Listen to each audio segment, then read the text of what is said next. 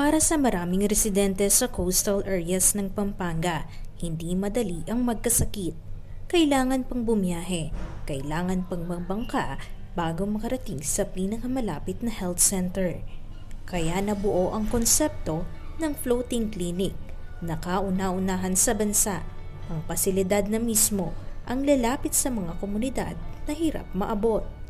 Ang proyekto ay pinangunahan ng Provincial Government of Pampanga sa pangunguna ni Governor Lilian Nanay Pineda at Vice Governor Dennis Delta Pineda, kasama ang suporta ng mga kinatawan ng PhilHealth at Department of Health. Sa loob ng 112 square meter na pagamutan, matutugunan na ang basic health concerns. Pwedeng magpa-blood test, ECG, X-ray at ultrasound. Meron ding konsultasyon sa doktor, dental at eye check-up, pati minor procedures at libreng gamot sa ilalim ng Alagang Nanay Preventive Healthcare Program.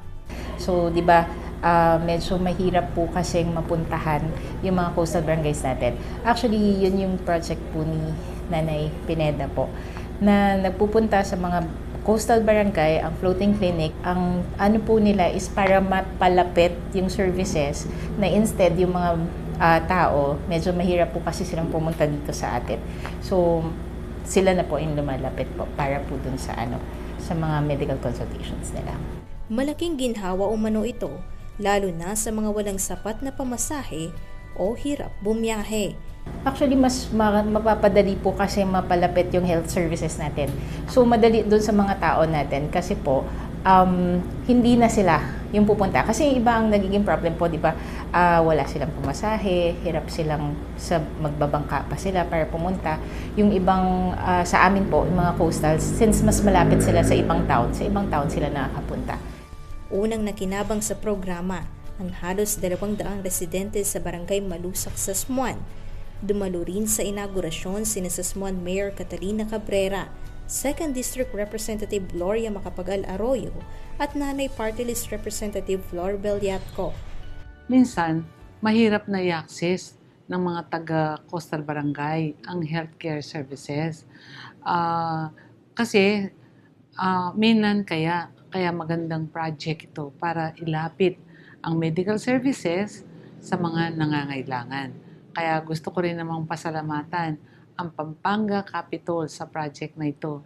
Talagang nakatutok ako at si Governor Nanay, Vice Governor Delta at si Congresswoman GMA pagdating sa healthcare services para sa mga Kapampangan. May mga naka-assign na health workers sa bawat barangay para tutukan ang kalagayan ng mga pasyente para siguradong tuloy-tuloy ang gamutan kahit makaalis na ang floating clinic sa lugar. Meron tayong mga barangay health workers, lapitan ng mga kabalin natin kapag may kailangan silang healthcare assistance. Kasi mabilis lang din ngayon yung tayong rumisponde sa mga kabalin natin just in case kailangan nila ang emergency assistance. Meron tayong mga bangka at speedboat na pwedeng mag-pick up sa kanila at dalhin sa pinakamalapit na pagamutan. Iikot ang floating clinics sa iba pang coastal areas ng Pampanga at mananatili sa bawat lugar depende sa pangangailangan. Isel Fernando, CLTV 36 News.